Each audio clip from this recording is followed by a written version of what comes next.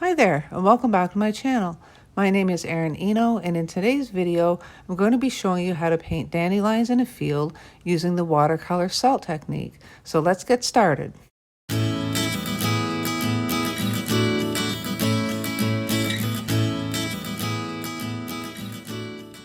Okay, so before we jump in, I'll just run through my materials for you. Today I am using Arsh watercolor paper. It's 100% cotton, 140 pound. I have Van Gogh paints in my palette. I have my jar of water, paper towel, and for brushes, I have a slew of brushes which may or may not all get used. I have a Princeton snap in a 1-inch wash. I have a Princeton snap in a size 12 round. I have a Princeton Neptune in a size 12. And this is an awesome brush, by the way. And I have a Raphael liner brush in a size 2. It's new to me. I haven't used it yet, so looking forward to that. And I also have this, it's so beat up, I can't even read the name on it, but basically a beat up brush with very stiff bristles, and I like to use it for scrubbing and lifting. And if you don't have a brush like this, I highly recommend getting a beat up old brush somehow. Even if you have an old one with longer bristles, you can trim them down just so you get like a stiff, scrubby brush. I also have today a gift card, and I'm going to be using that in a technique as well. So I just showed you that, and that's probably a clear indication of what country I'm from, but there you go. So now the obvious for this project is the salt.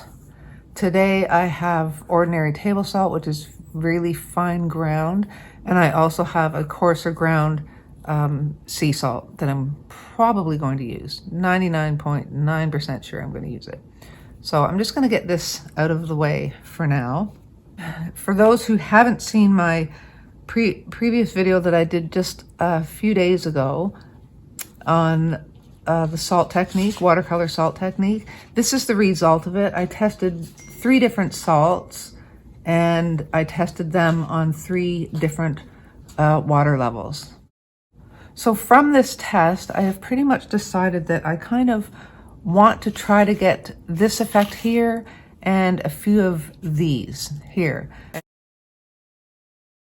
Anyway, if you haven't seen that video, the video from this, I will put the link to it below in the description box for you. First step is to take my 1-inch wash brush, and if you don't have a wash brush, just use the biggest brush you have, and excuse me while I go and pick up my brush that I just dropped on the floor. Okay, I've rescued my brush from the floor. Now I'm going to start with my wash brush. So like I say, if you don't have a wash brush, just use the biggest brush you have, and we're just going to wet the entire surface.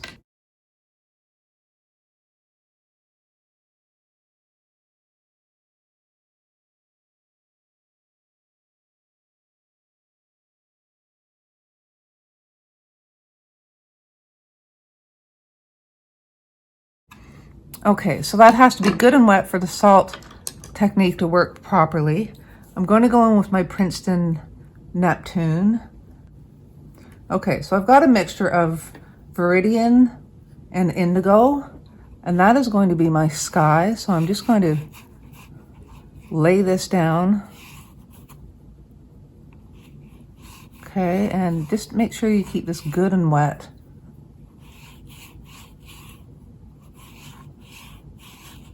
And I'm going to end it at just roughly a horizon line here. It doesn't have to be perfect because it's all going to be wet and wet. And the horizon line is not going to be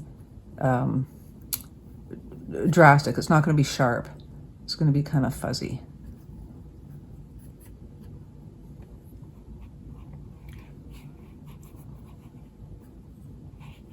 So we'll just darken it up in some places.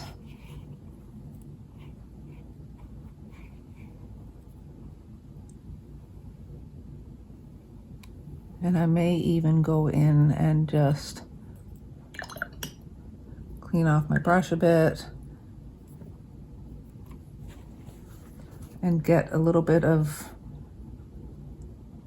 quinacridone purple and just kind of tap it in some places just because we can, just to add a bit of interest to the sky. Then I'm going to put in some grass for a field, and I've got a pretty messed up green going over here, so I'm just gonna kind of make that a little brighter, and I'll just lay that down for the grass.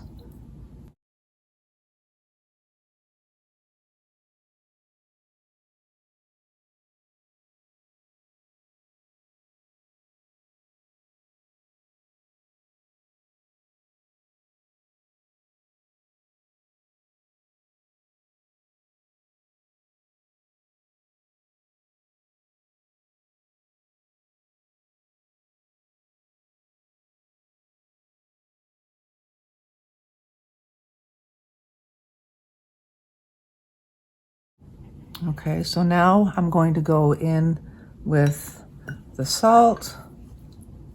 So I'm going to put one right here, and I'm going to try to keep it as round as I can, hopefully. It's kind of hard to see where it's dropping on the edges, but hopefully I can make it reasonably round.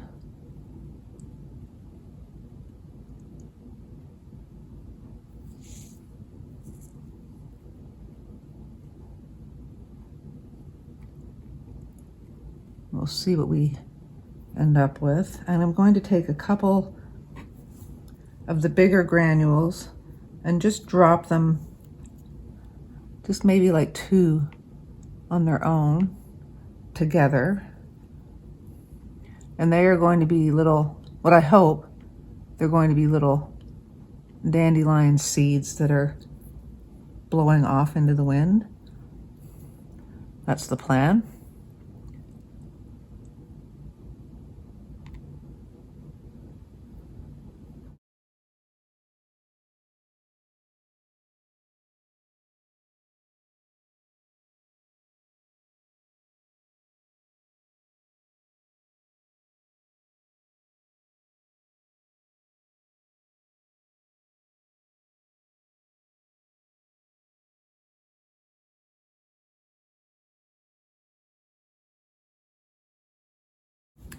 Okay, now I am going to take my gift card. So you can use a gift card or an old credit card. I'm going to make this paint a little, or the grass a little bit darker in the foreground. And I'm going to add in a little bit of red that I had in my palette there. It's carmine that I had in there, so that just makes it look a little less bright. And I'm just going to put it around the very edge and bottom.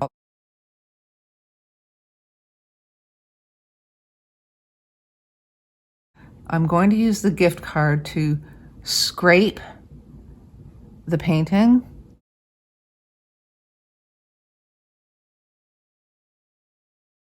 So I just want a deliberate one up to this dandelion here, and one up to this one, and then the rest will just be just kind of, you know, light, and I'm just going to let them be whatever they end up being. If they're dark, and see the paint falls back into the groove, so that's what happens there. So I'm just going to do the rest now that it's just going to end up being grass, which we will also add to later with paint, but I just wanted some, you know, some light strokes and some darker strokes just to get a bit of variety in this grass, like so. I'm not going to go nuts. I just want to make sure I get some light and some dark, so we get some variety in there. I just said that, didn't I? Yes, I did. I'm just gonna go back over this deliberate one. There we go.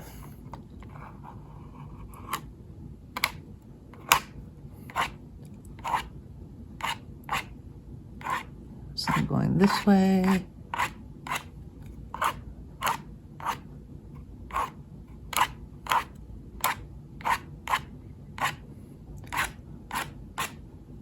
Okay, so we're gonna leave that as it is and see what we end up with. I just have to let the salt absolutely completely dry before we shake it off of our painting, and then we can just go in and do the finishing touches. So I will see you after this is all dry. So here is what I'm left with once I've removed all the salt. I let the salt activate for about 8 to 10 minutes, I would say. Somewhere around possibly the 6-minute mark, I noticed that these ones were activating probably more than I wanted to, because I wanted them to be single dandelion spores coming off, so they're a little large. So I did go in and pick those pieces of salt out. And then after about the 10 minutes, I took the hairdryer to it to dry it completely, and then brushed off all the salt. So when you brush your salt off, just make sure you go over it with your finger to make sure that you got all of it off. So what I want to do is I want to see if I can somehow make these smaller. So I'm going to use my Princeton Snap size 12 and get some of this blue, just a little bit of a wash. So I'm going to get most of it off my brush. So I'm going to put my water over here. Sorry, it'll be a little bit of a shadow cast there, but it's just easier for me to work that way. And I'm going to see if I can maybe reduce the size of these a little bit without causing too much trouble to the background. So I'm just going to dry off my brush a bit and continue to kind of just scrub this and push it out, and hopefully I can make it kind of blend into the background a little seamlessly, we hope.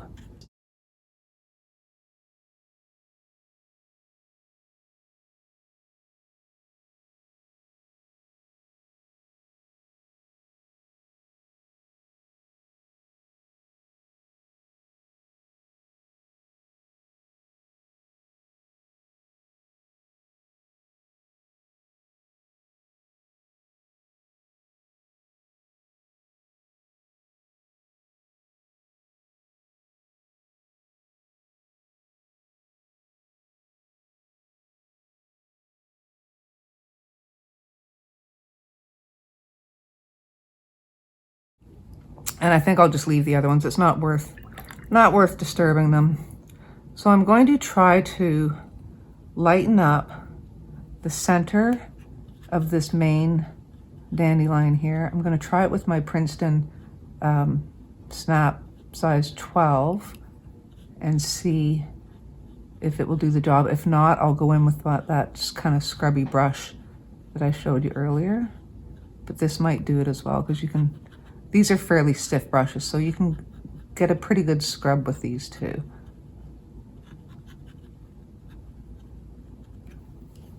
And then I'll take my paper towel and just blot up some of that pigment. It's not as light as I would like, so I'm going to use my scrubby brush and kind of soften up the edges a bit.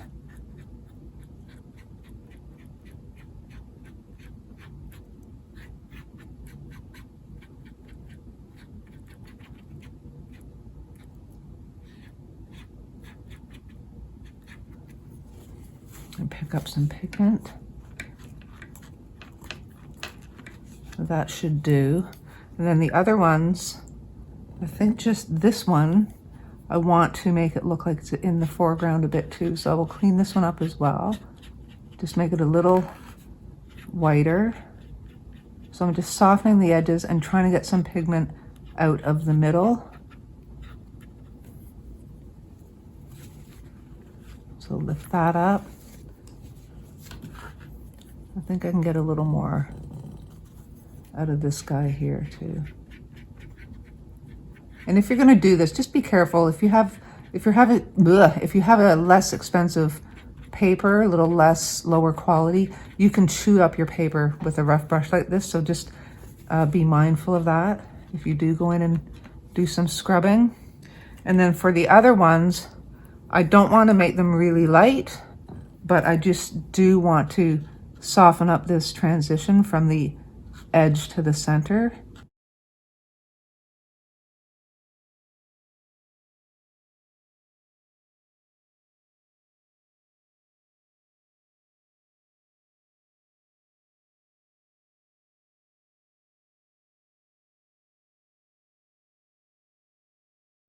And I think that's all we need to play around with. I like the softness of that one. I'm going to take a little bit of that blue and just make this guy a little softer, so it looks like it's just a little further into the background.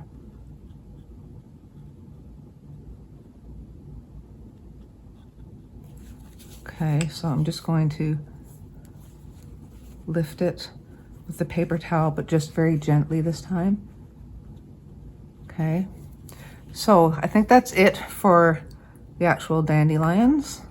So I'm going to take my liner brush, and I've got a mix of a brown here. It's just a mixture. I have no idea what it is anymore, to be honest with you. I'm going to put a little bit of that green in there.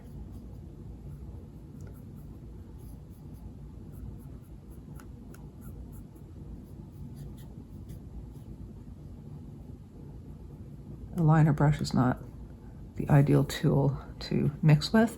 And I'm just going to go into the center of the dandelion here and just do some very thin lines to indicate the branches of the spores.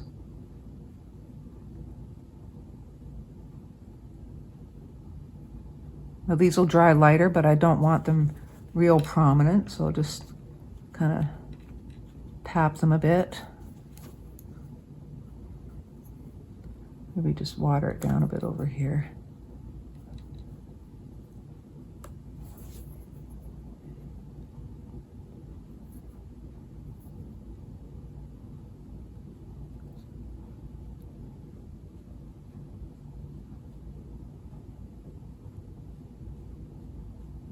That would help if I could keep them in the center.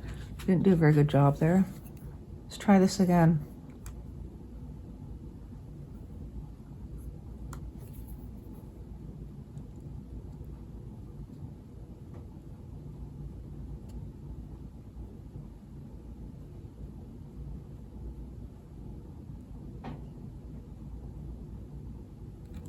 Okay.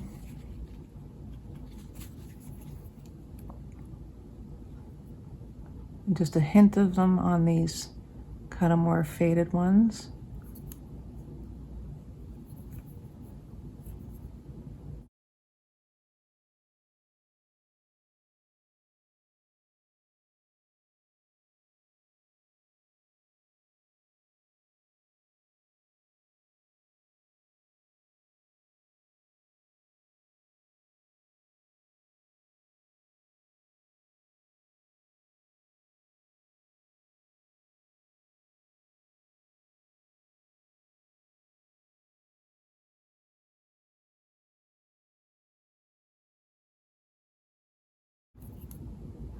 This one looks like it could be just a little softer, maybe something a little darker in the middle.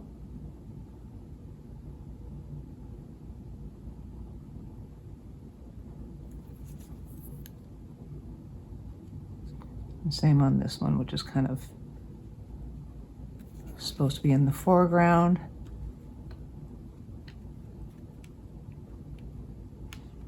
And I think I will leave it at that. And then we'll do these three kind of spores on their own. We could even make these ones look like kind of flying away too. Just put little fine little stems on them, just so they're not kind of, you know, out there for no reason. That one too. And these are always a little thicker on the bottom from where they've come out of the dandelion. So these three main ones, I want them to be pretty prominent, pretty dark.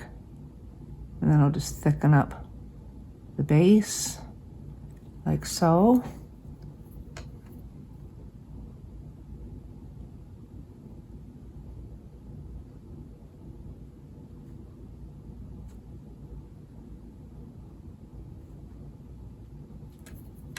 And one last one.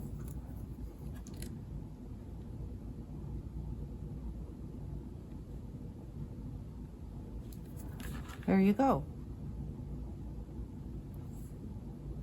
So now I'm just going to put in a little bit of grass and these will be done. I don't know what happened there. I guess some salt got away on me or something, but I'm going to have to live with it. So for the grass, I'm just going to go with my Princeton size 12. And the only reason I'm using size 12, it's a big brush, I know. But it's got a very good point on it. For some reason, it's got a better point on it than my size 10 or even my size 6, oddly enough. So I'm just gonna make this grass a little deeper by adding some quinacridone purple in there. And I'm just going to wisp in some grass. I don't want it to cover all these light areas, but I will kind of make one a little more deliberate on this dandelion stem there, and this one here.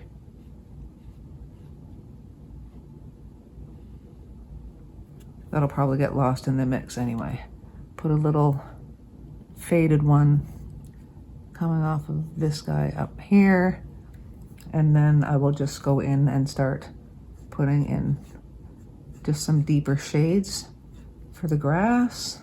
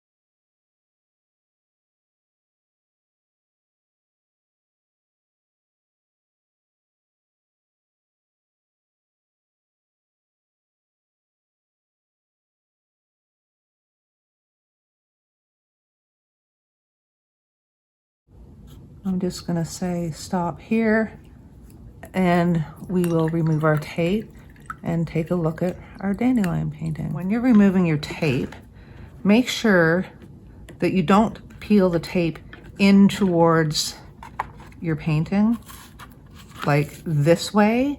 Make sure you peel it up and away from your painting, okay? This was kind of a wonky sized piece of paper, so I had doubled up on the strips on the ends, just so I could give it a more kind of balanced shape. So up and away so you don't tear your paper.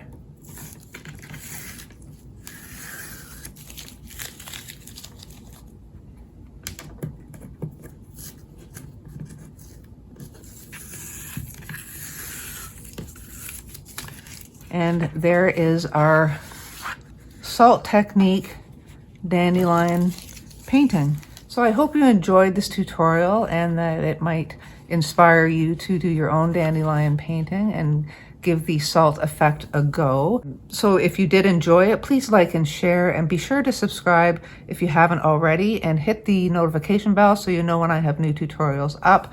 Also, as always, if you're on Instagram and you try any of my tutorials, please make sure you post and tag me so I can have a look. So that's it for today, guys, and I will see you in the next one.